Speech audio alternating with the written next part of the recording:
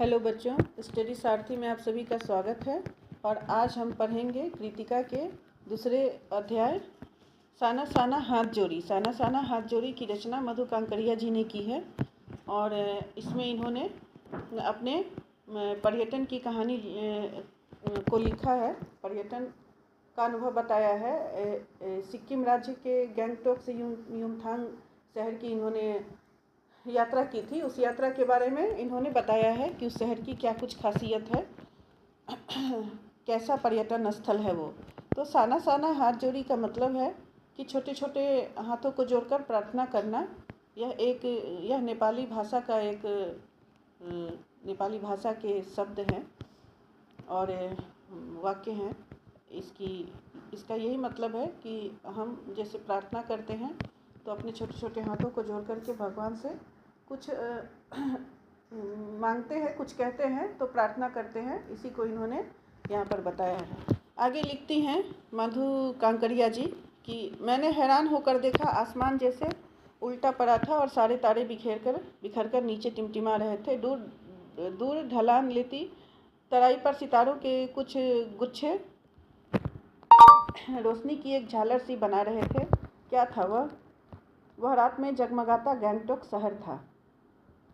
इतिहास और वर्तमान के संधि स्थल पर खड़ा मेहनत कश बादशाहों का वह एक शहर था जिसका सब कुछ सुंदर था, सुबह शाम रात।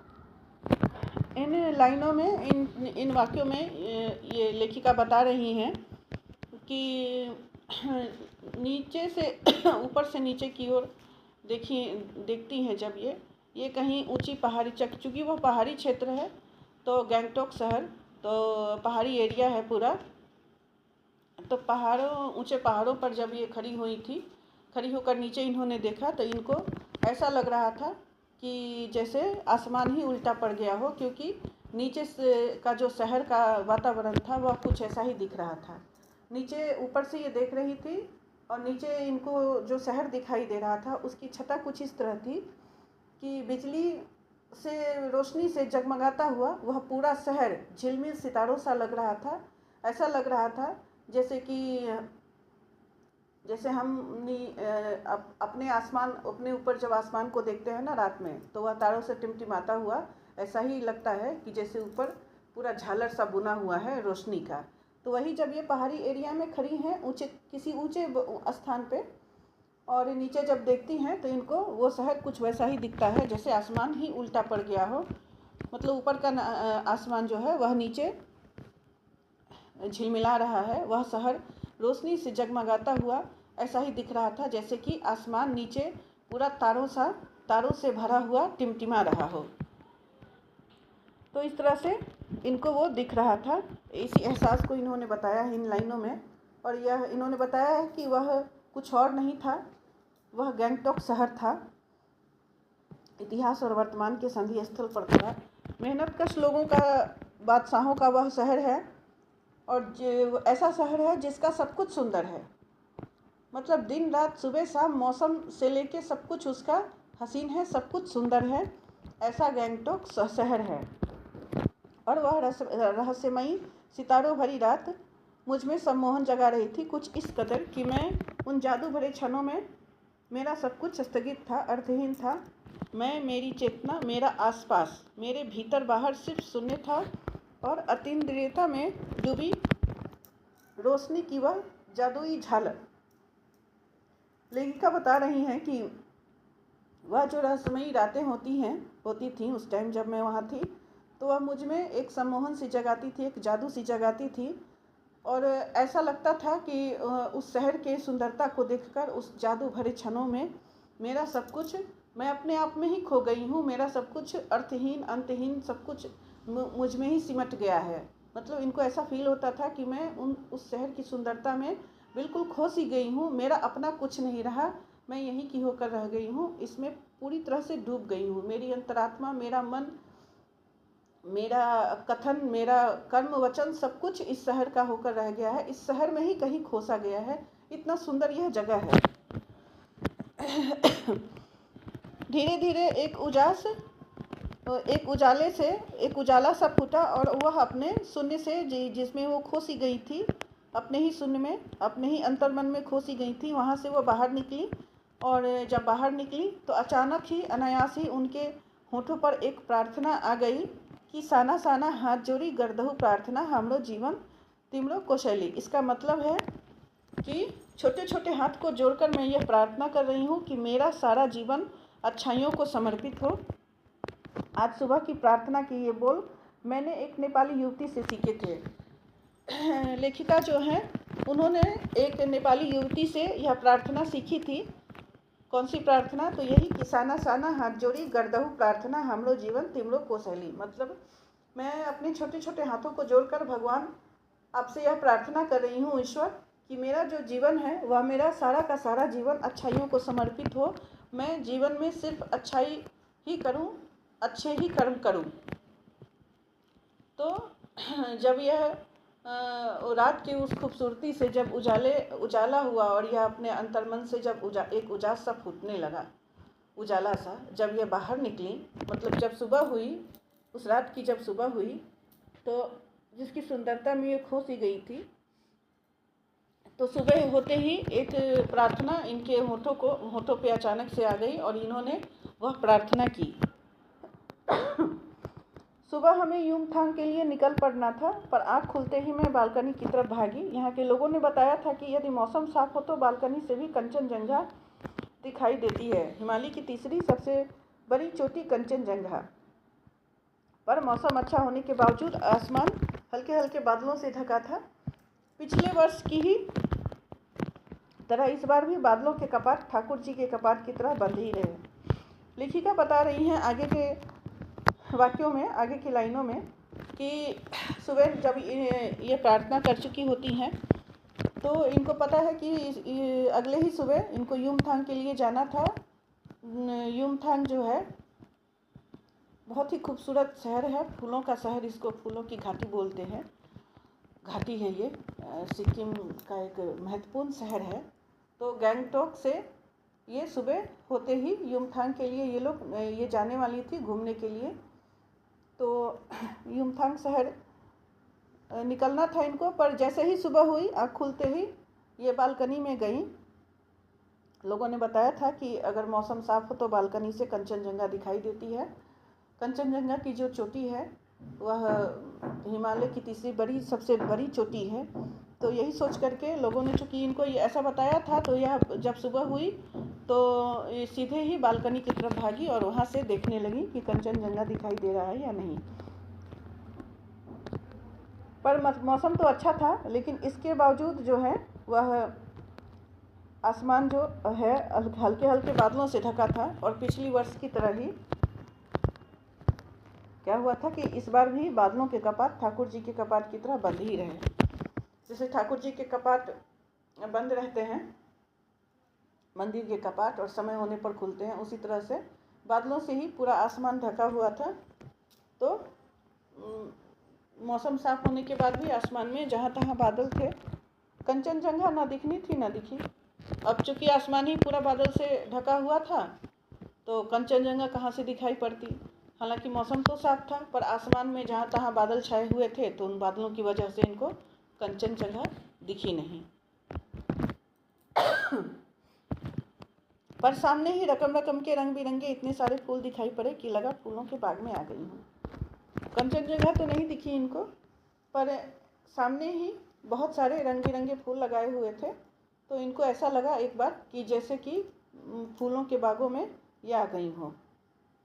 बहरहाल गैंगटॉक से 149 किलोमीटर की दूरी पर युमथांग था। युमथांग यानी घाटियाँ। सारे रास्ते हिमालय की घनतम घाटियाँ और फूलों से लदी वादियाँ मिली।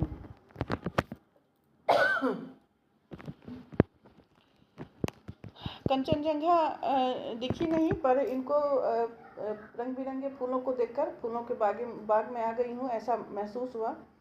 खैर, ये सब तो बातें हो गई। अब गैंगटॉक से 149 किलोमीटर की दूरी पर युमथांग शहर था।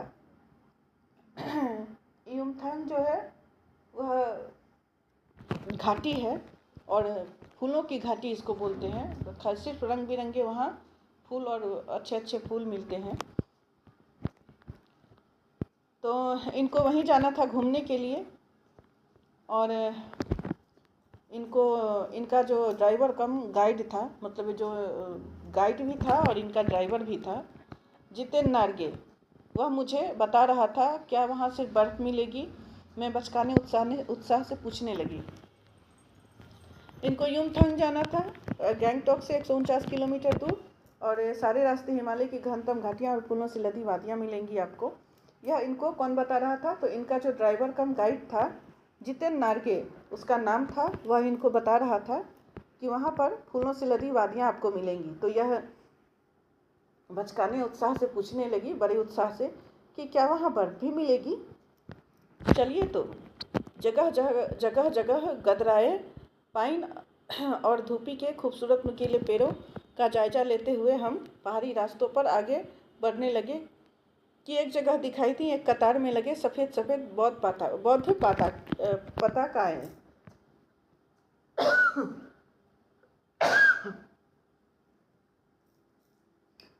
जितेन नार्गे से जब इन्होंने पूछा कि क्या वहाँ बर्फ़ मिलेगा, तो उन्होंने इनको बताया कि चलिए तो सही, वहाँ पर आपको सभी कुछ मिलेगा, बर्फ़ भी मिलेगा, फूलों की घाटियाँ भी मिलेंगी।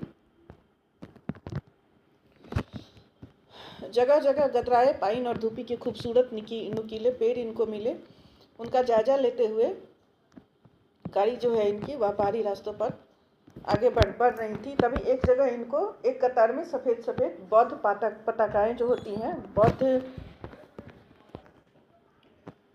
बौद्ध झंडे इनको दिखाई दिए, ध्वज दिखाई दिए, किसी ध्वज की तरह लहराती शांति और अहिंसा की प्रतीक ये पताकाएं, जिन पर मंत्र लिखे हुए थे। नार्गे ने बताया, यहाँ बुद्ध की बड़ी मान्यता है। जब भी किसी बुद्धिस्ट की मृत्यु होती है, उसकी आत्मा की शांति के लिए शहर से दूर किसी भी पवित्र स्थान पर 108 श्वेत पताकाएं फहरा दी जाती हैं। जब इन्हें बौद्ध पताकाएं दिखी तो इन्होंने नार्गे से पूछा कि ये क्या है। बौद्ध पताकाएं यहाँ पर लगी हुई हैं, लहरा रही हैं, जैसे शांति और अहिंसा का प्रतीक है। ये शांति और अहिंसा का संदेश दे रही हैं ये बौद्ध पताकाएं, और इन पर कुछ मंत्र भी लिखे हुए हैं। इसका क्या मतलब है? तो नार्गे ने इनको बताया कि यहाँ पर बुद्ध की बड़ी मान्यता है, और जब भी किसी बुद्धिस्ट की, मतलब बौद्ध धर्म के अनुयायी की मृत्यु होती है, तो उसकी आत्मा के शांति के लिए शहर से दूर किसी भी पवित्र स्थान पर 108 श्वेत पताकाएं इसी तरह से फहरा दी जाती हैं। नहीं, इन्हें उतारा नहीं जाता है, ये धीरे धीरे अपने आप ही नष्ट हो जाती हैं। लेखिका ने नार्गे से पूछा होगा कि क्या इन्हें बाद में उतार लिया जाता है, तो उन्होंने बताया इनको, नार्गे ने, कि नहीं, उतारा नहीं जाता है, इनको वैसे ही छोड़ दिया जाता है, और धीरे धीरे यह स्वतः ही, मतलब हवा पानी वगैरह लगने से यह स्वतः ही अपने आप नष्ट हो जाती हैं, इन्हें उतारा नहीं जाता है। कई बार किसी नए कार्य की शुरुआत में भी ये पताकाएं लगा दी जाती हैं, पर वे रंगीन होती हैं। नार्गे बोलता जा रहा था और मेरी नज़र उसकी जीप में लगी दलाई लामा की तस्वीर पर टिकी हुई थी। कई दुकानों पर भी मैंने दलाई लामा की ऐसी ही तस्वीर देखी थी। नार्गे, जो इनका ड्राइवर भी था और एक तरह से गाइड भी था, सब कुछ बताता जा रहा था इनको। वह बता रहे थे कि इनको, मैं लेखिका को, कि यहाँ पर केवल बुद्धिस्ट की मृत्यु होने पर सफ़ेद पताकाएं लगाई जाती हैं, लेकिन केवल इसी मौके पर नहीं लगाई जाती हैं। जैसे किसी काम की शुरुआत होती है, नए शुभ काम की शुरुआत होती है, कोई करने जा रहा होता है, तो वो भी जो है वह इसी तरह की पताकाएं लगाता है, पर वे पताकाएं सफ़ेद नहीं होती हैं, रंगीन होती हैं। नार्गे इनको ये सब कुछ बताते जा रहे थे, और इनकी जो नज़र है वह उनके जीप में, नार्गे की जीप में जो दलाई लामा की तस्वीर लगी हुई थी उस पर टिकी हुई थी, और ये सोच रही थी कि कई दुकानों पर इन्होंने दलाई लामा की ऐसी तस्वीरें देखी थी। हिचकोले खाती हमारी जीप थोड़ी और आगे बढ़ी। अपनी लुभावनी हंसी बिखेरते हुए जितेन बताने लगा, इस जगह का नाम है कविलोंग स्टॉक। यहाँ गाइड फिल्म की शूटिंग हुई थी। हिचकोले खाती, पहाड़ी चूँकि एरिया है, पहाड़ी रास्ता है, तो जीप जो है वह हिचकोले खाती हुई, मतलब ऊबड़ खाबड़ रास्ते पर चलने से जो गाड़ी का वो होता है, गाड़ी ऊपर नीचे होती है, तो वही ही छोले खाती हुई इनकी जीप उस पहाड़ी रास्ते पर बढ़ रहा था, धीरे धीरे बढ़ी जा रही थी।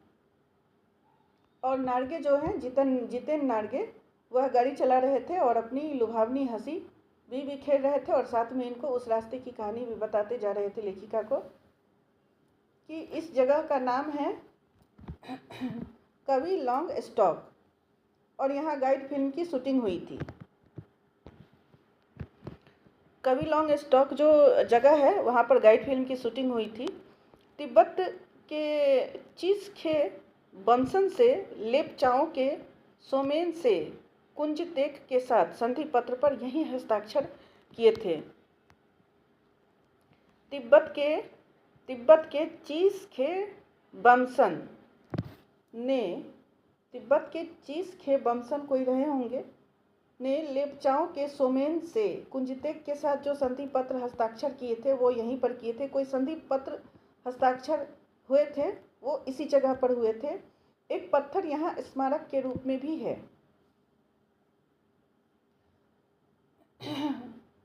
उस स्मारक के रूप में जो संधि पत्र हस्ताक्षर हुए थे वहाँ पर स्मारक के रूप में एक पत्थर रखा हुआ है। लेपचा और भूटिया सिक्किम की इन दोनों स्थानीय जातियों के बीच चले सुदीर्घ झगड़ों के बाद शांति वार्ता का शुरुआती स्थल।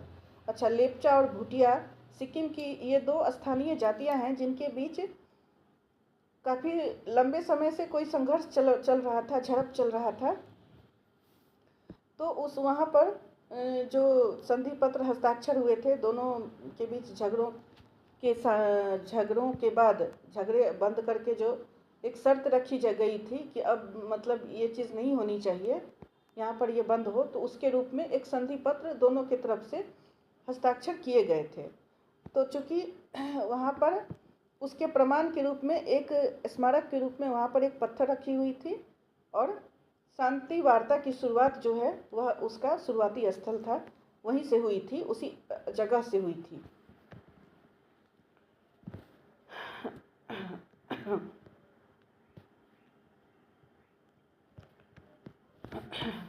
उन्हीं रास्तों पर मैंने देखा एक कुटिया के भीतर घूमता चक्र। यह क्या है? उन्हीं रास्तों से जब गुजर रहे थे ये लोग, तो एक कुटिया के भीतर कोई चक्र सा घूमता हुआ लेखिका को दिखा। लेखिका हालांकि अकेली नहीं थी, ये एक ग्रुप में गई हुई थी घूमने के लिए, और उसी ग्रुप को लेकर के जितेन नार्गे जो था इनका ड्राइवर, जिसका जो जीप में बैठाकर इन लोगों को घुमाता था, वो इनका ड्राइवर भी था और एक तरह से गाइड भी था। वह गाइड भी इनको कर रहा था कि किस जगह पे क्या है, उसका क्या महत्व है, इन लोगों को बताता जा रहा था। तो यह घूमता हुआ चक्र क्या है? जब लेखिका ने यह जिज्ञासा जताई, नार्गे से पूछा, तो नार्गे कहने लगे कि मैडम यह धर्म चक्र है, प्रेयर व्हील। इसको घुमाने से सारे पाप धुल जाते हैं। नार्गे इनको समझाने लगा कि यह कुटिया के भीतर जो घूमता हुआ चक्र आपको दिखा रहा था ये कुछ और नहीं है, प्रेयर व्हील है। यह एक धर्म चक्र है और इसको घुमा देने से जो है वह सारे पाप धुल जाते हैं। क्या? मैं लेखिका ने इस तरह का रिएक्शन दिया उसको। ये बातें जब नार्गे ने इनको बताई तो लेखिका ने ये एक्सप्रेशन दिया। ये मतलब आश्चर्य लगा, इनको सुनकर आश्चर्य लगा होगा कि ऐसा भी होता है क्या। तो मैं लेखिका के इस तरह से रिएक्शन देने पे कि क्या उनको आश्चर्य लगा यह बात जान करके नार्गे से कि क्या सच में ऐसा हो सकता है कि किसी धर्म चक्र को, प्रेयर व्हील को घुमाने से सारे पाप धुल जाते हैं। चाहे मैदान हो या पहाड़, तमाम वैज्ञानिक प्रगतियों के बावजूद इस देश की आत्मा एक जैसी। लोगों की आस्थाएं, विश्वास, अंधविश्वास, पाप पुण्य की अवधारणाएं और कल्पनाएं एक जैसी। वो सोचने लगी कि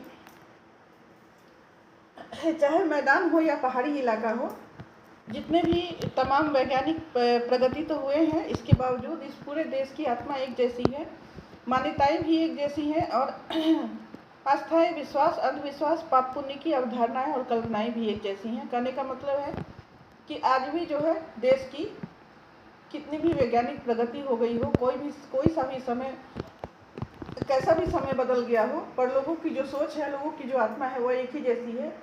वे पाप पुण्य, धर्म अधर्म, इसमें इसी तरह से विश्वास करते हैं। ऐसा लेखिका सोचने लगी।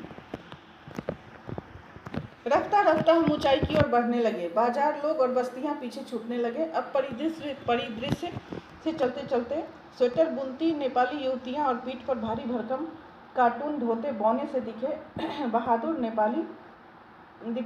नेपाली ओझल हो रहे थे। रफ्ता रफ्ता धीरे धीरे ऊंचाई की ओर जब गाड़ी बढ़ने लगी, ये लोग बढ़ने लगे, तो बाजार, लोग और बस्तियां जो हैं वह पीछे छूटने लगी। और परिदृश्य से चलते चलते, यानी कि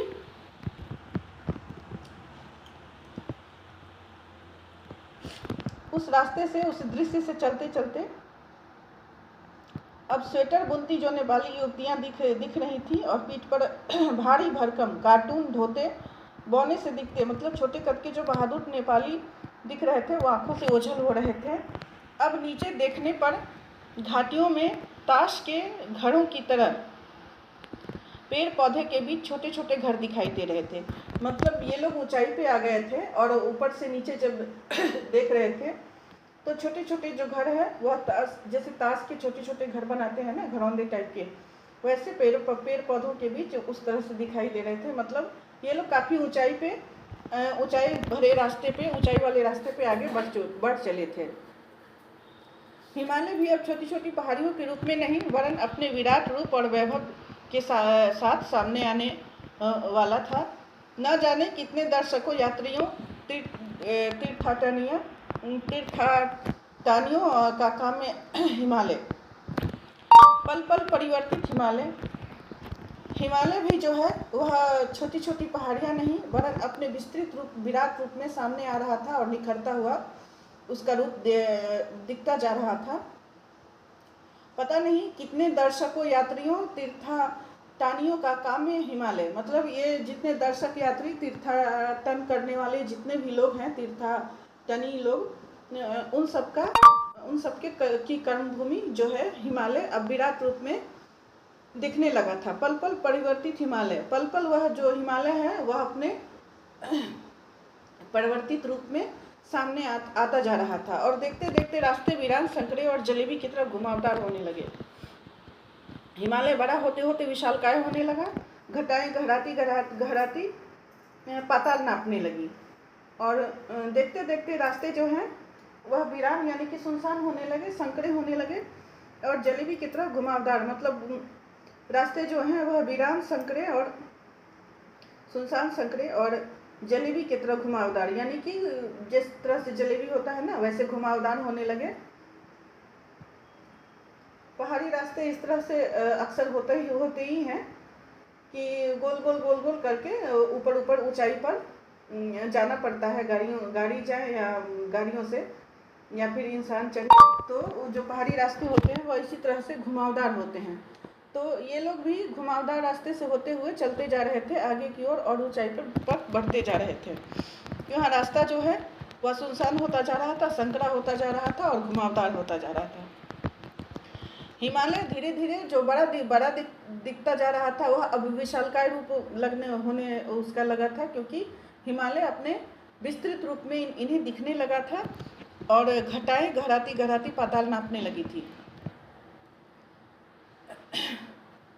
और जो घटाएं थी वह धीरे धीरे नीचे छूटती गई। जो घाटियाँ थी वह नीचे छूटती गई और ऐसा लग रहा था जैसे वह पाताल में चली जा रही हूँ। वादियाँ चौड़ी होने लगी, वादियाँ जो है वह चौड़ी होने लगी।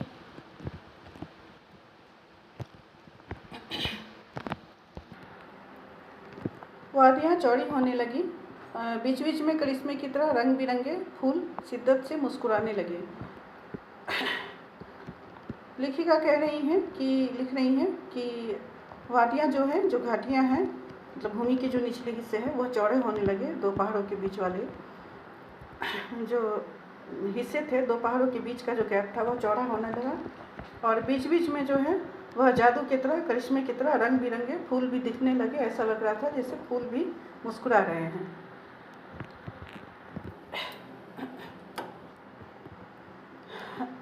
उन भीमकाय पर्वतों के बीच और घाटियों के ऊपर बने संकरे कच्चे पक्के रास्ते से गुजरते यूँ लग रहा था जैसे हम किसी सघन हरियाली वाली गुफा के बीच हिचकोले खाते निकल रहे हों।